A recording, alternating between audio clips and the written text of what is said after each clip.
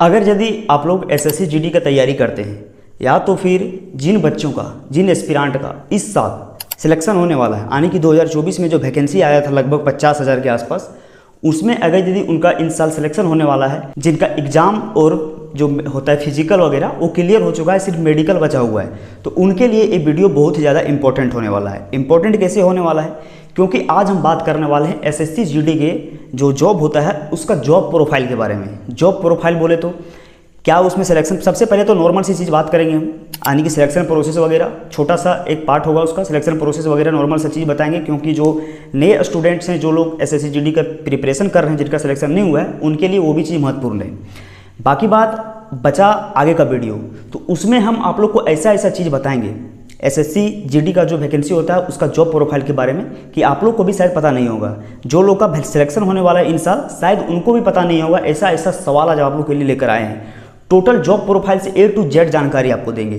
कैसे सिलेक्शन मिलता है, कहाँ पे सिलेक्शन मिलता है, सैलरी कितना रहता है, मेडिकल क्या क्या उसमें जो है सो सुविधा मिलता है, कहाँ पे आपका ड्यूटी मिलता है, और ड्यूटी में ट्रांसफ़र कैसे होता है, आपका ड्यूटी में ट्रांसफ़र जो होता है वो आप कैसे ले सकते हैं, या तो फिर क्या पोस्टिंग आपको अपने स्टेट में मिलता है या तो फिर अदर स्टेट में मिलता है, या फिर हम बात करेंगे उसमें कि प्रमोशंस उसमें कैसे मिलता है। तमाम सारी जानकारियाँ जितने भी एक एसएससी जीडी के एस्पिरेंट के मन में उठती है, जो भी सवाल, वो टोटल आज आपका इस वीडियो में सॉल्व होने वाला है। सारा का सारा जवाब आपको एक ही वीडियो में मिलने वाला है। तो वीडियो को अंत तक आप लोग जरूर देखें। अगर यदि आप लोग एसएससी जीडी के एस्पिरेंट हैं या तो फिर आपका इसमें सिलेक्शन होने वाला है इस बार, तो टोटल जानकारी आज आप लोग को इस वीडियो में मिलेगा, जो शायद आपको भी नहीं पता होगा। तो सब कुछ जानना आप लोग के लिए बहुत ही ज़रूरी है। तो इसी के लिए आज हम एक इंपॉर्टेंट टॉपिक लेकर के आए हुए हैं, और इसके बारे में बहुत कुछ रिसर्च करने के बाद एक वीडियो बनाने का हमको आज मौका मिला है। तो सटीक जानकारी आपको आज इसमें मिलेगा एसएससी जीडी से रिलेटेड। तो चलिए वीडियो को शुरू करेंगे। और अगर यदि वीडियो आपको अच्छा लगेगा, थोड़ा सा भी हेल्पफुल लगेगा, तो वीडियो को शेयर जरूर कीजिएगा और वीडियो को लाइक जरूर कीजिएगा और चैनल को सब्सक्राइब जरूर कर दीजिएगा, क्योंकि हम जॉब से रिलेटेड वीडियो बनाते हैं। तो अगर यदि आप इसमें जुड़े रहेंगे तो आपको एक तरह तरह की नई नई वैकेंसियाँ के बारे में पता चलती रहेगी। तो चलिए वीडियो शुरू करते हैं, और एक एक करके सारा सवाल हम आप लोग को सामने पढ़ेंगे, उसका जवाब भी आप लोग को देते जाएंगे। सारा सवाल आप लोग के दिमाग में जो उठता है उसी से मैच करने वाला है। तो देखिए, सबसे पहले फर्स्ट सवाल जो होता है वो मेरा है कि एसएससी जीडी कांस्टेबल का भर्ती कब आता है। एसएससी जीडी का भर्ती कब आता है, तो इसका जवाब होगा कि अक्सर आमतौर पर ये जो है वो साल के नवंबर या तो फिर दिसंबर महीने में आता है, और इसका जो परीक्षा वगैरह होता है वो नेक्स्ट ईयर जनवरी या फरवरी में होता है, जिस तरह आप लोग अबर भी देखे होंगे। तो उसी तरह इसका वैकेंसी आता है प्रत्येक साल। फिर हम बात करते हैं अगला सवाल के बारे में, इसमें कितने वैकेंसियाँ जाती हैं प्रत्येक साल। तो देखिए, 2024 में जो इसमें वैकेंसी आया था वो आया था 46,617 वैकेंसी, जिसमें पुरुष के लिए था 41,467 वैकेंसी और फीमेल के लिए था 5150 वैकेंसी। ठीक है, इसमें देखिए सिलेक्शन प्रोसेस का एक छोटा सा पार्ट है। सिलेक्शन प्रोसेस कैसे होता है वो भी आप लोग को इस वीडियो में साथ साथ चर्चा करते हुए जाएंगे। तो देखिए, सिलेक्शन प्रोसेस आपका इसमें सबसे पहला एग्जाम होता है, फिर आपका फिजिकल मेजरमेंट टेस्ट होता है, फिर आपका फिजिकल एफिशिएंसी टेस्ट होता है, उसके बाद लास्ट में आपका मेडिकल होता है और डॉक्यूमेंट वेरिफिकेशन होता है। ठीक है, तो देखिए एग्जाम क्या है। एग्जाम में आपका 80 सवाल पूछा जाता है। 80 सवाल के लिए आपको 160 मार्क्स मिलते हैं, और उसके लिए आपको समय मिलता है 60 मिनट का पेपर सॉल्व करने के लिए, और नेगेटिव मार्किंग रहता है 0.25। और उसमें जो सवाल पूछा जाता है वो रीजनिंग, जीएस, मैथ, हिंदी और इंग्लिश से मिला करके 80 सवाल पूछा जाता है। अब फिजिकल का बात करते हैं, तो फिजिकल जो होता है, मेल का हाइट होता है 170 सेंटीमीटर मांगा जाता है, और चेस्ट मांगा जाता है 80 से 85, 80 नॉर्मल, 85 फुल आकर के। थोड़ा सा पार्ट है, बाकी बात अभी खतरनाक सवाल जो है वो बचा हुआ है, जो कि आप लोग के दिमाग में हमेशा चलते रहता है। वो सब सारा सवाल भी बचा हुआ है। टोटल 35 से 40 सवाल आज हम लेकर के आए हैं आप लोग के लिए। तो वीडियो में अंत तक आप लोग जरूर बने रहेगा, बहुत ही इंटरेस्टिंग वीडियो होने वाला है। नेक्स्ट बात करेंगे हम रनिंग। तो रनिंग का यदि बात करें हम, तो 5 किलोमीटर दौड़ना होता है मेल को 24 मिनट में, और वेट का यदि हम बात करें तो वेट 55 से 65 किलो के बीच होना चाहिए मेल का। फीमेल का वहीं बात करते हैं तो height 157 centimetre, running 1.6 kilometre 8 minute 30 second में, और वेट जो होता है वो 45 किलो से लेकर के 55 किलो तक होता है। अब देखिए यहाँ पे हम बात करते हैं, मेरा अगला सवाल आता है कि कौन कौन सी फोर्सेस में भर्ती होती है एसएससी जीडी के तहत। तो एसएससी जीडी के तहत कुल 8 से 9 पोस्टेस है जहाँ पे आपको भर्ती होता है। सबसे पहला आपका आता है बीएसएफ, जो कि बॉर्डर सिक्योरिटी फोर्स होता है। नेक्स्ट आपका है सीआईएसएफ, जो कि सेंट्रल इंडस्ट्रियल सिक्योरिटी फोर्स होता है। नेक्स्ट आपका है सीआरपीएफ, जो कि सेंट्रल रिजर्व पुलिस फोर्स होता है। नेक्स्ट आपका है आईटीबीपी जो कि इंडो तिब्बत बॉर्डर पुलिस होता है। उसके बाद है एसएसबी जो कि सशस्त्र सीमा बल है। फिर हम बात करते हैं असम राइफल्स का, एसएसएफ का और एनआईए का जो कि नेशनल इन्वेस्टिगेशन एजेंसी का होता है। तो टोटल यहाँ पे 9 प्रकार का जो वैकेंसी है, जो पद है, वो इसमें एसएससी जीडी के अंतर्गत दिया जाता है आपको। उसके बाद देखिए आपका अगला सवाल जो है वो आपका है कि एसएससी जीडी कांस्टेबल के लिए मिनिमम क्वालिफिकेशन क्या। तो ये नॉर्मल सी चीज़ है, सभी लोगों को पता है कि 10वां पास 10th पास है तो आप इसके लिए फॉर्म भरने के लिए एलिजिबल हैं। फिर हम बात करते हैं, छोटा छोटा जानकारी जो है वो आप लोगों के साथ शेयर करते हुए जा रहे हैं। एज लिमिट क्या होता है, तो एज लिमिट इसके लिए होता है 18 से 23 साल और आपका जो रिजर्व कैटेगरी है उसको छूट मिल जाता है 3 साल का ओबीसी का, एससी एसटी का 5 साल का और ईएक्स सर्विसमैन का 3 साल का। अब देखिए नेक्स्ट बात करते हैं हम यहाँ पे छोटा सा सवाल कि क्या इसमें गर्ल्स भी अप्लाई कर सकता है, तो इसका जवाब है हाँ, इसके लिए गर्ल्स भी एलिजिबल है, गर्ल्स के लिए भी ये वैकेंसी निकलता है। नेक्स्ट सवाल है एसएससी जीडी का एग्जाम कैसे होता है, तो ये सब कुछ तो आपको पहले बता दी, पहले एग्जाम होगा, फिर आपका फिजिकल होगा, फिर आपका मेडिकल होगा और एग्जाम में इसका नेगेटिव मार्किंग भी होता है जो कि 0.25 मार्क्स होता है इसका नेगेटिव मार्किंग। अब देखिए अब से यहाँ से होता है इंपॉर्टेंट सवाल शुरू। पहला सवाल इंपॉर्टेंट का जो हम बात करेंगे वो पूछता है सब लोग स्टूडेंट लोग कि एग्जाम किस लैंग्वेज में होता है, कौन कौन सा लैंग्वेज में कंडक्ट कराया जाता है। तो इसका जवाब होगा कि एग्जाम इंग्लिश, हिंदी और 13 रीजनल लैंग्वेजेस में आयोजित किया जाता है। यानी कि एग्जाम को टोटल 13 लैंग्वेज में आयोजित किया जाता है। हर एक क्षेत्र का जो लैंग्वेज होता है उसी के हिसाब से जो एग्जाम का पेपर होता है उसको बनाया जाता है। नेक्स्ट और बहुत ही ज़्यादा इंपॉर्टेंट सवाल क्या है कि टैटू वाले जो टैटू छपवा के जाते हैं, जो गजनी हीरो बन के जाते हैं, उनके लिए अप्लाई करने का मौका मिलता है कि नहीं मिलता है। तो देखिए इसका जवाब है कि छोटे मोटे टैटू जो होते हैं, जो रिलीजियस सिंबल्स होते हैं, अपने धर्म से रिलेटेड कोई छोटा मोटा टैटू बनवा के जाते हैं तो उसके लिए तो एलिजिबल है, लेकिन बड़ा बड़ा टैटू अगर ये बनवा लेते हैं जो कि परमानेंट है और बहुत बड़ा है, जो छुप नहीं रहा है आपके शरीर में, तो वैसा टैटू अगर ये बनवा के जाते हैं तो वो वहाँ पे अलाउ नहीं है, उसके लिए आपको बाहर कर दिया जाएगा, प्रॉब्लम क्रिएट हो जाएगा। तो जो भी टैटू का शौकीन है, अगर ये टैटू बना के रखे हैं और एसएससी जीडी में जाना चाहते हैं, वो टैटू को अभी रिमूव करवा लें, आप लोग के लिए एक बहुत ही बढ़िया सुझाव है। नेक्स्ट बात करते हैं हम नोक नी और फ्लैट फुट वाले कैंडिडेट का सिलेक्शन होता है कि नहीं होता है। तो देखिए आप लोग को साफ साफ से बता दें कि नोक नी का मतलब होता है जो दोनों घुटना आपस में सटता है और फ्लैट फुट का मतलब होता है कि जो पैर का निचला भाग होता है वो पूरा आपका प्लेन होता है, उसमें थोड़ा सा बीच में देखिएगा नॉर्मल लोग का गड्ढा होता है हल्का सा, लेकिन जो फ्लैट फुट होता है उनका सीधा होता है पूरा एकदम। तो उन दोनों के लिए मेडिकल में कहीं कोई जगह नहीं है, मेडिकल में उन दोनों को बाहर कर दिया जाएगा। अगर यदि कोई कैंडिडेट जो एसएससी जीडी का तैयारी करते हैं, अगर यदि उनको ये प्रॉब्लम है, तो फिर जिनका मेडिकल अभी बाकी है इन साल वाला, उनको ये प्रॉब्लम है तो ठीक करके ही जाए, नहीं तो फिर आप वहाँ से बाहर हो जाइएगा। नेक्स्ट बात करते हैं हम कांस्टेबल की सैलरी कितनी होती है। तो कांस्टेबल की सैलरी बेसिक पे यदि बात करें तो 21,700 है, लेकिन इसमें अलाउंस वगैरह मिला करके 30 से 35,000 रुपये को आराम से मिल जाएगा स्टार्टिंग में सैलरी। अब हम बात करते हैं यहाँ पे कि कौन कौन सा अलाउंस मिलता है। अलाउंस मतलब क्या क्या मिलता है ताकि मेरा सैलरी जो बढ़ता है। तो सबसे पहला बात करते हैं हम डियरनेस अलाउंस मिलता है जिसको डीए बोलते हैं, हाउस रेंट अलाउंस मिलता है जिसको एचआरए बोलते हैं, ट्रांसपोर्ट अलाउंस मिलता है जिसको टीए बोलते हैं, राशन अलाउंस मिलता है, मेडिकल बेनिफिट्स मिलता है और सीएसडी कैंटीन सुविधा मिलता है। सभी लोगों के मन में डाउट रहता है कि क्या इसमें कैंटीन मिलता है आर्मी की तरह कि नहीं मिलता है, तो इसमें मिलता है, सीएसडी कैंटीन सुविधा इसमें उपलब्ध है। नेक्स्ट सवाल और सब बहुत ज़्यादा इंपॉर्टेंट सवाल कि प्रमोशन कैसे होता है। आप कांस्टेबल में जाइएगा, कांस्टेबल में जाने के बाद आप इसमें प्रमोशंस कैसे लीजिएगा, कौन कौन सा पोस्ट आपका आगे बढ़ते जाएगा।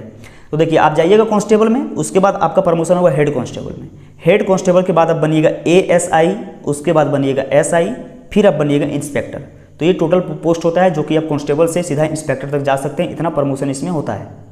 नेक्स्ट और बहुत ज़्यादा इंपॉर्टेंट सवाल, जीडी कांस्टेबल का काम क्या होता है, क्या काम करना पड़ता है उनको। तो देखिए काम बहुत सारा करना पड़ता है, लेकिन कुछ इंपॉर्टेंट वर्क यहाँ पे आप लोग को बताते हैं। सबसे पहला बॉर्डर का सिक्योरिटी, बॉर्डर में आपको सिक्योरिटी देना पड़ेगा, बॉर्डर में आपको वर्क करना पड़ेगा, बॉर्डर में आपको ड्यूटी करना पड़ेगा। नेक्स्ट बात करते हैं लॉ एंड ऑर्डर को कंट्रोल करना है। लॉ एंड ऑर्डर मतलब कि जो कानून वगैरह होता है, कानून व्यवस्था को बनाए रखने के लिए आप लोग का सहयोग पड़ता है, आप लोग का काम पड़ेगा उसमें, लॉ एंड ऑर्डर को बनाए रखने के लिए आप लोग का जरूरत पड़ता है। नेक्स्ट वीआईपी सिक्योरिटी, वीआईपी मतलब कोई नेता है, कोई बहुत बड़ा बॉलीवुड एक्टर है, बहुत बड़ा सेलिब्रिटी है, तो उसके लिए सिक्योरिटी का भी काम दिया जाता है जीडी वालों का। नेक्स्ट है नक्सल टेररिस्ट ऑपरेशन।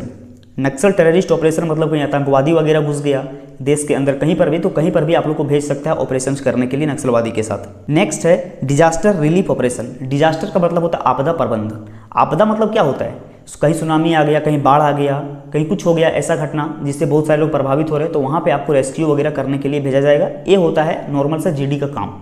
अब और इम्पोर्टेंट सवाल कि बॉर्डर ड्यूटी कैसी होती है, यानी कि बॉर्डर में आप जब ड्यूटी करेंगे, बॉर्डर में आपका पोस्ट पड़ जाएगा, तब आप वहाँ ड्यूटी क्या करेंगे, क्या काम रहेगा आपका।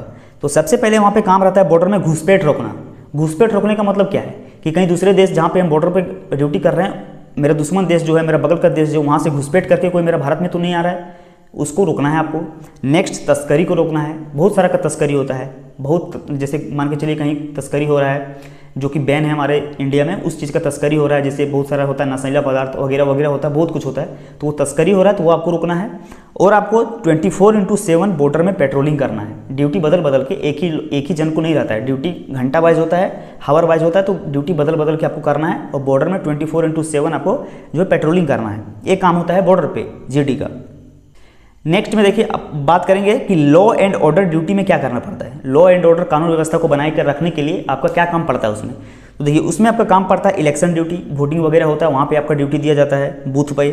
फिर होता है राइट्स कंट्रोल, अगर यदि कहीं पे हिंदू मुसलमान का राइट हो गया है, कोई भी जात, कोई भी रिलीजियस का यदि राइट हो गया है, तो वहाँ पे आपको भेजा जाता है दंगा फसाद को रोकने के लिए।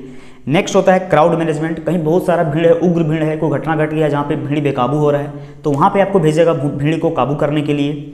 नेक्स्ट बात करेंगे स्टेट पुलिस को सपोर्ट करना, यानी कि कोई भी स्टेट में कुछ बहुत बड़ा घटना घट गया है, तो अगर यदि वहाँ की स्टेट पुलिस काम कर रही है उस पर, तो वहाँ पे आपको स्टेट पुलिस के लिए एक सहायक के रूप में भेजा जाएगा, यानी कि स्टेट पुलिस को आपको सहायता करना होगा वहाँ जाके और सब कुछ रोकना होगा।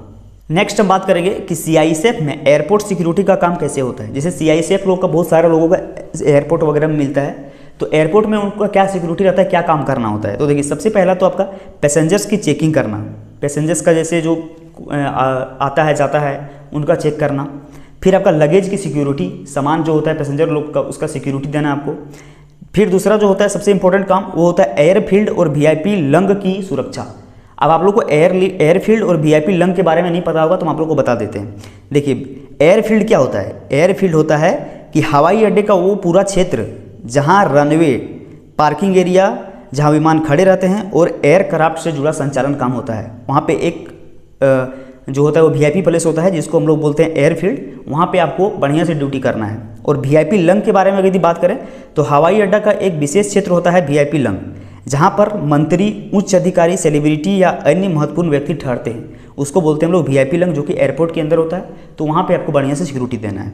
ठीक है, ये हो गया। नेक्स्ट बात करते हैं हम कि नक्सल टेररिस्ट ऑपरेशन में कांस्टेबल की ड्यूटी कैसे होती है।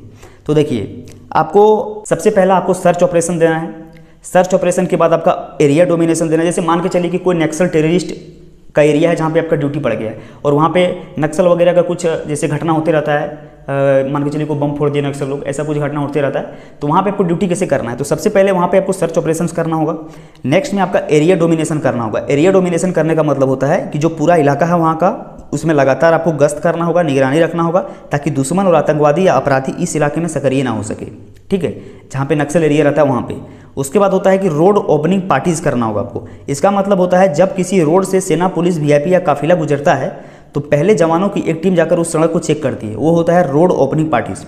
उसके बाद आपका होता है विलेज में सिक्योरिटी देना, वहाँ के अगल बगल के जो गांव है, नक्सल एरिया के जो अगल बगल के गांव है, उस गांव को आपको सिक्योरिटी देना है। नेक्स्ट सवाल, डिजास्टर मैनेजमेंट में कांस्टेबल की क्या रोल होती है। देखिए डिजास्टर मैनेजमेंट का मतलब आप लोगों को बताएं कि आपदा होता है। आपदा मतलब कहीं बाढ़ आ गया, कहीं तूफान आ गया, कहीं साइक्लोन आ गया, कहीं सुनामी आ गया, ऐसा होता है आपदा। तो वहाँ पे यदि आपका ड्यूटी पड़ता है तो आप वहाँ पे क्या करेंगे। तो वहाँ पे आपको सबसे पहले बाढ़, भूकंप, साइक्लोन में रेस्क्यू ऑपरेशन करना होगा। रेस्क्यू करना होगा, मान के चलिए बाढ़ आ गई है तो वहाँ 2, 4, 5, 10 लोग फंस गए हैं बाढ़ में, तो आपको उसको रेस्क्यू करके बाहर निकालना होगा। वहाँ पे हेलीकॉप्टर वगैरह का सब कुछ सुविधा रहता है, वो सब समय जब आता है तो उससे आपको रेस्क्यू करना है। नेक्स्ट में आपको राहत सामग्री बांटना है, जो सरकार के द्वारा जो दिया जाता है वो राहत सामग्री सभी लोगों तक पहुँचाना है जिसको ज़रूरत है। फिर यहाँ पे मेडिकल हेल्प में सहयोग करना है, आपको मेडिकल किट वगैरह देना है, सबको दवाई वगैरह देना है। तो ये होता है अगर डिजास्टर मैनेजमेंट कहीं हो जाता है, आपका ड्यूटी पड़ जाता है, तो आपको ये सब काम वहाँ पे करना पड़ेगा। नेक्स्ट बात करते हैं कि पोस्टिंग कहाँ मिलती है। SSC GD में आपका सिलेक्शन हो जाता है तो पोस्टिंग कहाँ पे मिलती है। तो सबसे पहले बॉर्डर स्टेट्स में मिलता है। अब देखिए बॉर्डर स्टेट्स हमारे भारत के लिए कौन कौन है। आपका जम्मू कश्मीर है, पंजाब है, राजस्थान है, गुजरात है और नॉर्थ ईस्ट का जो भी स्टेट है वो है।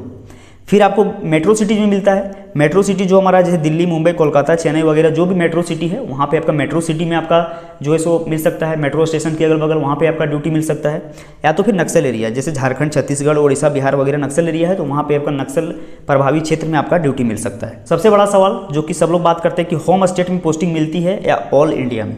तो देखिए SSC GD तो आपका सेंट्रल जॉब हो गया, तो इसका जो पोस्टिंग होता है वो ऑल इंडिया बेसिस पर होती है। होम स्टेट में पोस्टिंग मिलना रेयर केस है। मतलब 1% 2% चांस है कि आपका होम स्टेट में आपका पोस्टिंग मिल जाए, लेकिन सारे लोगों को बाहर ही भेजा जाता है स्टेट से, क्योंकि ये पूरा ऑल ओवर इंडिया का पोस्टिंग होता है, तो सबको मैनेज करके इधर से उधर भेजा जाता है। तो अपना स्टेट में, अपना लोकल एरिया में मिलना थोड़ा नामुमकिन है इसमें। अब बात करते हैं कि कितने साल के बाद ट्रांसफ़र होता है। ट्रांसफ़र मतलब आप एक जगह ड्यूटी कर रहे हैं, जैसे 2 साल 3 साल आप ड्यूटी कर रहे हैं, तो वहाँ से ट्रांसफ़र आपका कितने साल के बाद होगा। तो देखिए इसमें प्रोसेस है, 3 से 5 साल के बाद जो होता है वो ट्रांसफ़र आने की, ट्रांसफ़र या तो फिर रोटेशन पॉलिसी इसको बोल सकते हैं, लागू होती है। तो अब 3 से लेकर के 5 साल जब आप ड्यूटी करेंगे कहीं एक जगह, तो उसी के बीच में आपका ट्रांसफ़र किया जाता है। 3 से लेकर के 5 साल तक आपको एक जगह ड्यूटी करना पड़ता है। ऐसा नहीं है कि आप 1 साल कहीं ड्यूटी किया और आपका तुरंत ट्रांसफ़र हो जाए, ऐसा नहीं होता। 3 साल से लेकर के 5 साल तक आपको एक जगह ड्यूटी करना पड़ता है, फिर आपका ट्रांसफ़र होता है। अब देखिए सबसे इंपॉर्टेंट सवाल कि कांस्टेबल को छुट्टियाँ कितने दिन मिलती है। एक छुट्टी जो कांस्टेबल का जॉब लग जाएगा आपका, तो आपको छुट्टी कितना दिन मिलेगा। तो देखिए छुट्टी 3 प्रकार का मिलता है इसमें। सबसे पहले होता है अर्नड लीव। अर्नड लीव छुट्टी जो होता है वो सबसे पहला जो होता है वो आपका साल में 30 दिन का मिलता है। एक साल में 30 दिन का छुट्टी जो होता है वो आपका गवर्नमेंट की तरफ से मिलता है। वो आप 30 दिन का छुट्टी कभी भी ले सकते हैं एक साल में, वो आपका सैलरी नहीं कटेगा।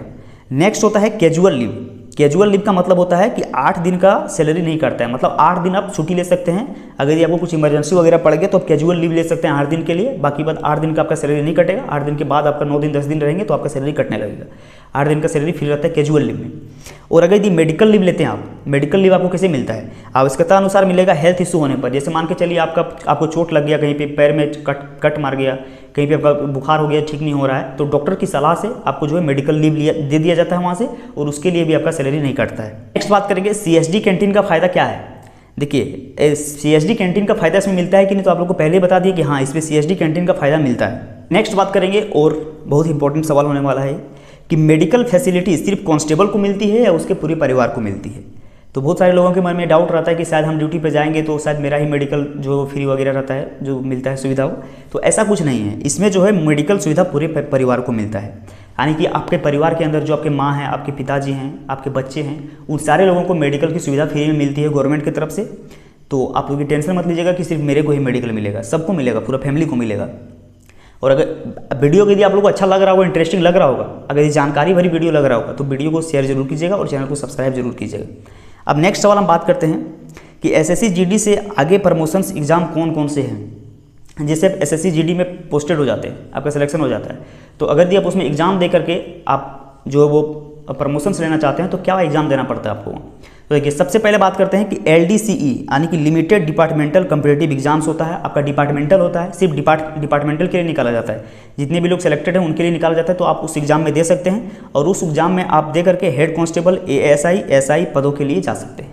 तो वहाँ पे डिपार्टमेंटल एग्जाम भी प्रत्येक साल होता है, तो वहाँ पे एग्जाम देकर भी प्रमोशन लेना चाहते हैं तो आप ले सकते हैं एग्जाम निकाल करके। नेक्स्ट और इंपॉर्टेंट सवाल कि GD कांस्टेबल की जॉब सिक्योर है, परमानेंट है या नहीं है।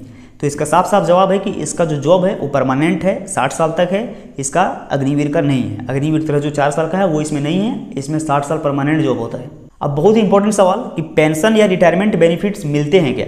तो देखिए इसका जवाब है कि हाँ, इसमें जो है वो रिटायरमेंट और पेंशन मिलता है। NPS नेशनल पेंशन सिस्टम इसमें लागू है, जो कि रिटायरमेंट बेनिफिट्स और ग्रेचुइटी और आपका लीव इनकेसमेंट वगैरह इसमें आपको मिलता है। आप देखिए ग्रेचुइटी का मतलब क्या होता है। ग्रेचुइटी का मतलब होता है कि नौकरी के सम्मान में एकमुश्त पैसे जो आपका रिटायरमेंट के समय मिलता है। रिटायर करते हैं तो सुनते हैं कि इसको इतना पैसा मिल गया, इतना लाख मिल गया, इतना लाख मिल गया, वो होता है ग्रेचुइटी। और होता है लीव इनकेसमेंट। लीव इनकेसमेंट का मतलब होता है कि अगर यदि आप छुट्टी बचा के रखे हुए हैं, जैसे एक साल में 30 छुट्टी मिलता है, 30 छुट्टी में आपका छुट्टी बचा हुआ है, तो छुट्टी बचा हुआ रहता है तो वो रहता है आपका। वो छुट्टी यदि बचा हुआ है तो आपका छुट्टी के बदले पैसा दिया जाता है, छुट्टी बचता है तो यही होता है इनकेसमेंट। तो फाइनली दोस्तों हमारा वीडियो खत्म होता है। जितना सवाल मैंने इंपॉर्टेंट सवाल लेकर के लाया था सब कुछ आप लोग को बता दिया है। अगर यदि वीडियो आप लोग को थोड़ा सा भी अच्छा लगा होगा, थोड़ा सा भी हेल्पफुल लगा होगा, तो वीडियो को शेयर जरूर कीजिएगा और चैनल को सब्सक्राइब जरूर कीजिएगा। और आप लोग कमेंट करके बताइएगा कि आप लोग को नेक्स्ट वीडियो कौन सा टॉपिक पे चाहिए। आप किसी भी पोस्ट पे बताइएगा, जैसे आर्मी के बारे में बताइएगा, SI के बारे में बोलिएगा, कोई भी वैकेंसी गवर्नमेंट जॉब होता है उसके बारे में यदि आप डिमांड करते हैं वीडियो का, तो वो वीडियो हम रिसर्च करके बनाएंगे और बेहतरीन वीडियो बनाएंगे। ये वीडियो आशा करते हैं कि आप लोग को अच्छा लगा हुआ, हेल्पफुल लगा हुआ SSC GD के कैंडिडेट को, जिनका सिलेक्शन इस बार होना है और जिसका सिलेक्शन अगला बार होना है, उनके लिए बहुत बहुत बधाई अगला बार वालों का। इस बार जिनका होने वाला है उनको भी कॉन्ग्रेचुलेसन्स।